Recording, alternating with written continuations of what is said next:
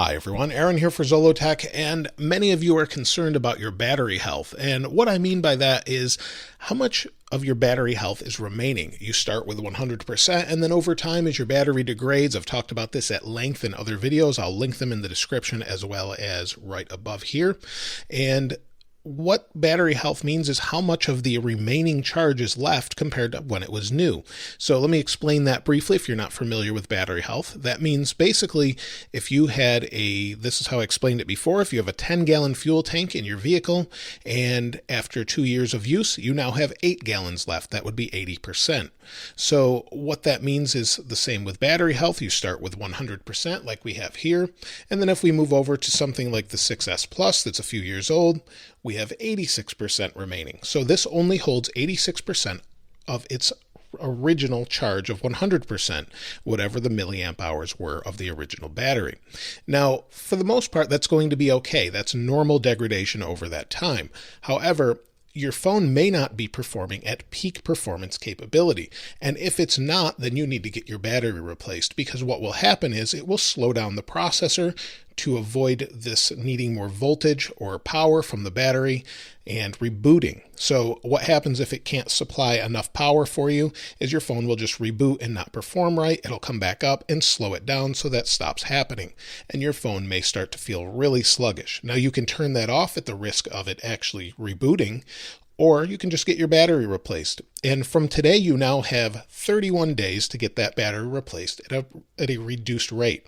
Now, if you have AppleCare Plus, you don't have to worry about this because it's usually included with that for free if you have a problem with your battery. So this is only for people that need their battery replaced that are out of warranty, and it's $29 until December 31st for the iPhone SE all the way to the iPhone 10. That covers all of those phones. The iPhone 5S, I'm not sure that they replace in the store. It's not mentioned on their site of replacing the battery. I'll link that in the description below so you can check it out as well. So what happens after December 31st is the price goes up. Now it's not astronomical. It goes up to $49 for the iPhone SE through the 8 Plus. However, the iPhone 10 will be $69, the XS, XS Max, and XR will be $79 to replace the battery after December 31st, 2018. So if you need to replace those batteries, you probably want to do it now if it's not performing.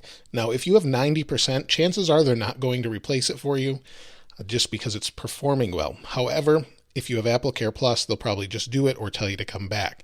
But on the older phones, chances are they're degraded at least down to about 90 or 80%. I normally would recommend it around 70 to 80%, or if your phone is telling you need to. I know of people with their batteries at 50 to 60% that's still performing like it should with peak performance capability. So it's not really an issue for those people, but for some other people it may be a big concern. Now when it comes to managing your battery, I've created other videos about that, and it's less complicated than you think. I've talked about that at length. You can check those videos out as well, and hopefully this helps you get this done. If you need to get it done, you've got 31 days or so remaining by the time you're watching this video. So hopefully that helps you out.